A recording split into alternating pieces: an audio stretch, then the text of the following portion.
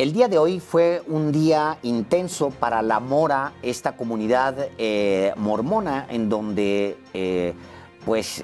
habitan gran parte de las familias de los mormones, de los Levarón, porque hoy fue ahí donde se sepultó a las víctimas del atentado. Usted recordará, donde murieron 6 niños y 3 mujeres. Hubo un fuerte dispositivo de seguridad. Y bueno, pues se reunieron ahí las familias para despedir a las 9 víctimas, pues entre mucho dolor, mucho llanto. Sí, hoy es una vez más un día triste, un día muy doloroso por el adiós que les dieron. En una sola tumba, por ejemplo, reposarán los restos de Dawna Ray Landford, de 43 años de edad, y sus hijos Trevor, de 11, y Rogan, de solamente 2 años. Ellos fueron los primeros en ser sepultados y las otras 6 víctimas fueron enterradas por la tarde en la colonia Levarón.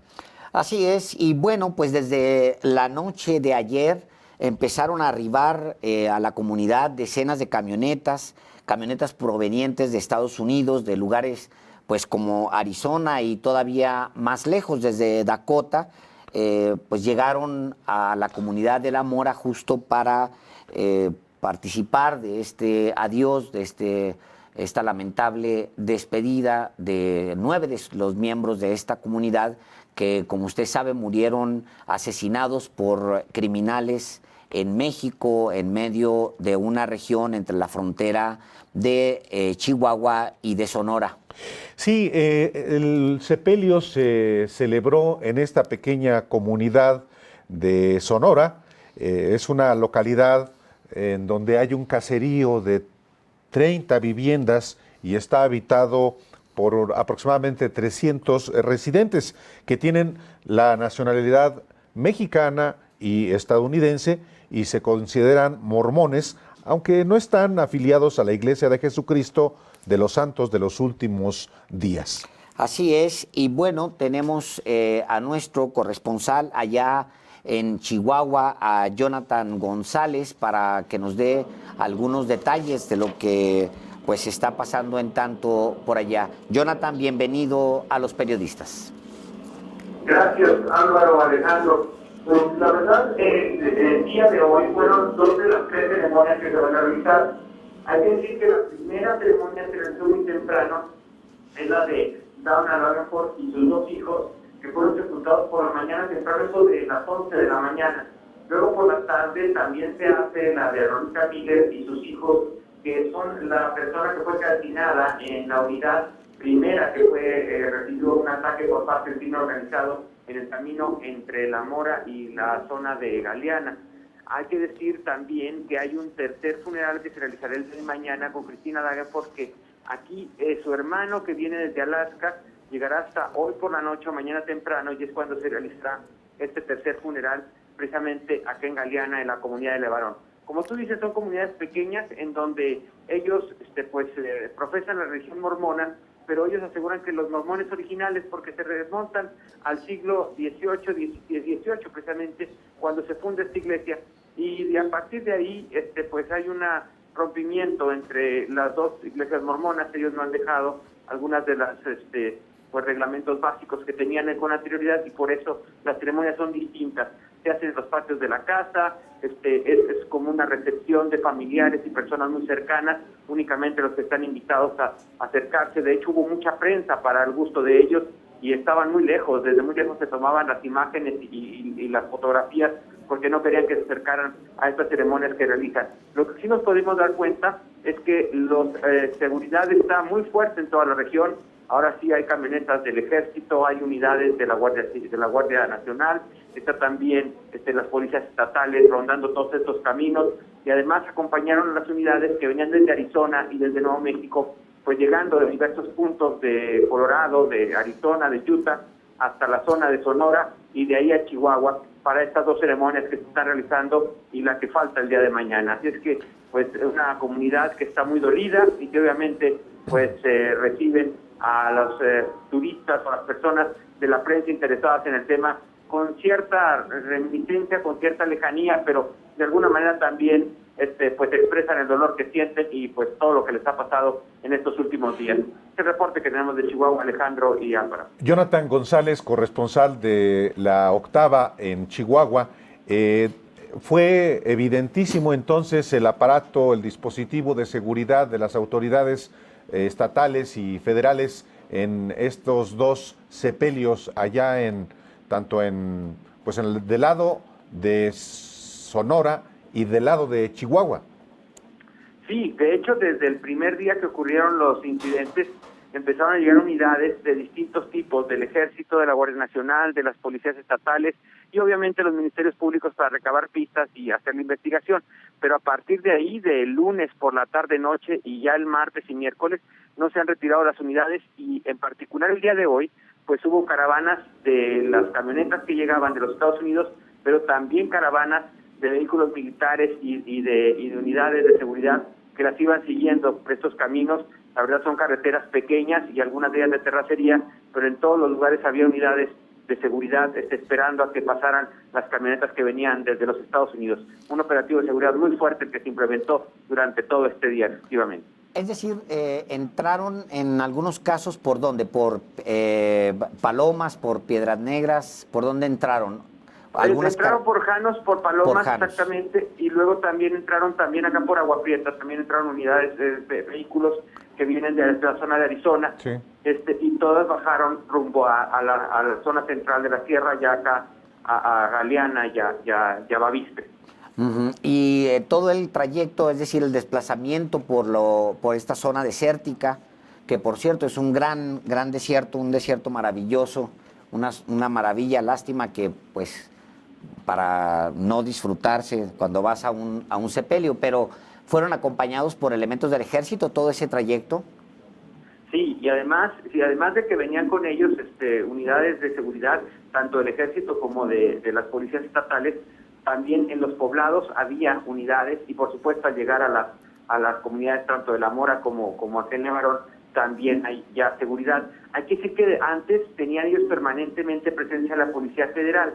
Al desaparecer la Policía Federal, como que hubo un rompimiento de estos contratos porque ellos les pagaban la estancia y les daban ayuda para que permanecieran en las comunidades y ya no hubo presencia de estos elementos de seguridad y es parte también de lo que ellos pues están señalando como lo que les obliga ahora a vivir en esta inseguridad, que se ha retirado la Policía Federal que durante algún tiempo les estuvo acompañando para proteger estas zonas que son muy alejadas pero de gran productividad porque la venta de nuez, que es uno de los principales activos en la zona, pues es muy cotizada y son regiones nogaleras muy grandes las que ellos están cosechando en estas etapas, precisamente en esta época del año. Y de los grupos criminales, nada. Aún no, la Fiscalía de Sonora ha dicho que hubo un detenido que podía estar involucrado, sí, pero pues todavía no se tiene datos específicos de los comandos, porque obviamente no fue una persona, aquí fueron varias las que organizaron esto y pareciera como tipo emboscada, de acuerdo a lo que han dicho sí, los expertos en seguridad, entonces pues no se ha dado una informe completo de los grupos armados que pudieron estar participando y de cómo fue todo esto, ¿no? Pues Jonathan González, muchísimas gracias por ponerte en contacto con nosotros. Seguramente mañana tendremos contacto contigo, comunicación contigo para pues lo que sigue allá en la comunidad, en estas comunidades mormonas. Gracias, Jonathan, buenas tardes.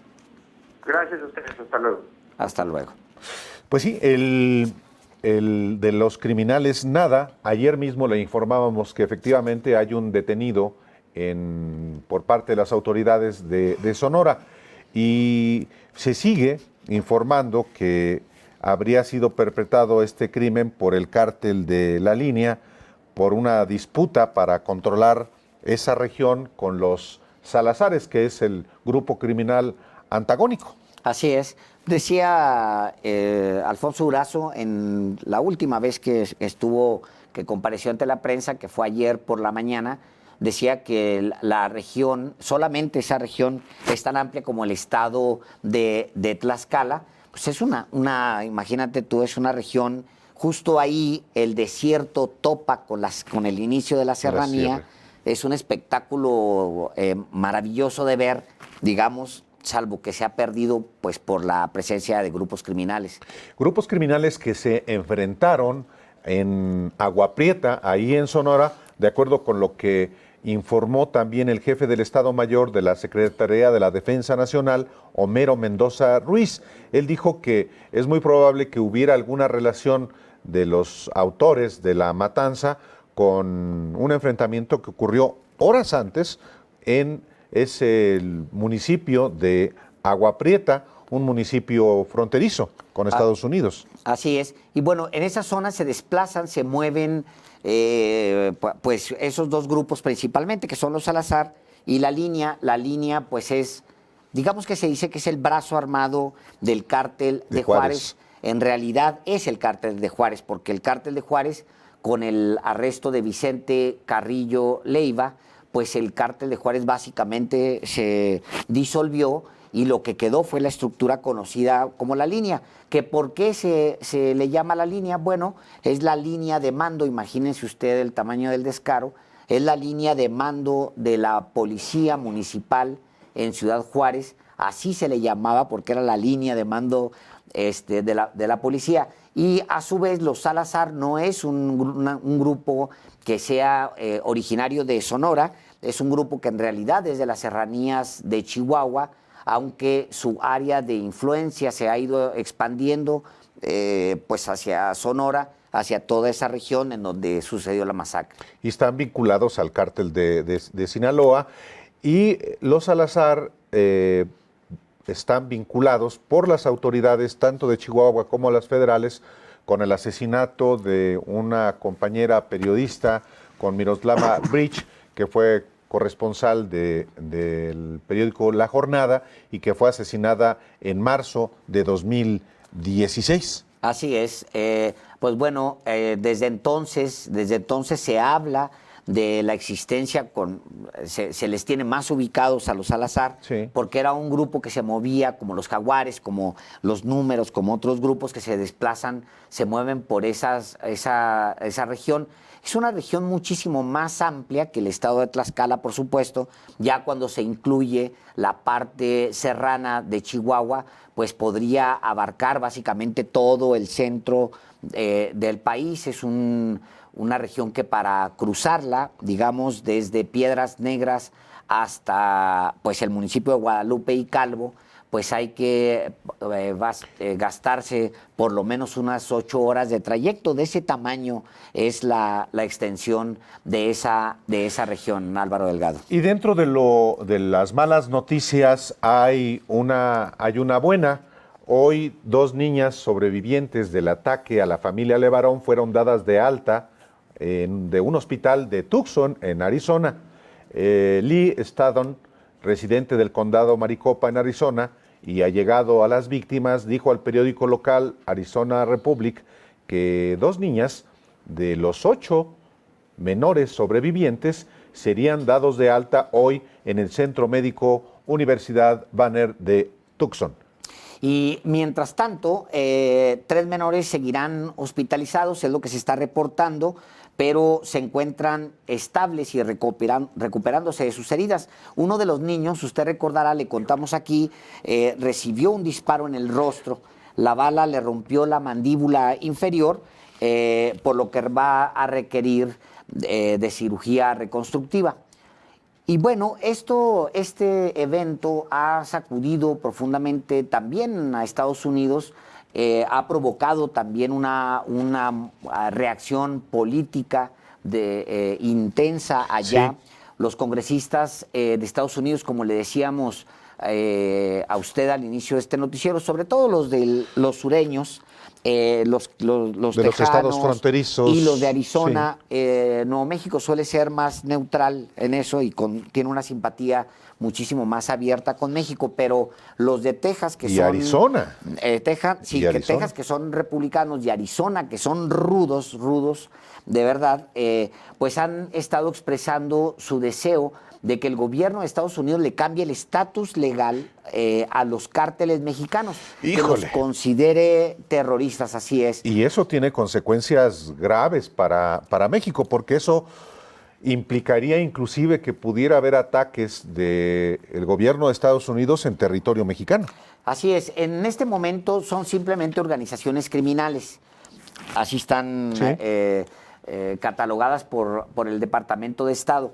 Pero al cambiárseles el estatus, convertirlas en organizaciones terroristas extranjeras, lo que sucede es que inmediatamente el ejército de Estados Unidos queda autorizado para participar en operaciones extraterritoriales. ¿Qué significa una operación extraterritorial? Bueno, todas las operaciones que realiza el gobierno de Estados Unidos en Irak o en Afganistán, o en Siria, en donde no piden permiso a ninguna autoridad local, y simplemente pueden ubicar a su objetivo y actuar en consecuencia. Uno de los senadores que está promoviendo esta idea es Lindsey Graham, quien afirmó que propondrá precisamente una reforma de ley para calificar a los cárteles mexicanos como organizaciones terroristas extranjeras.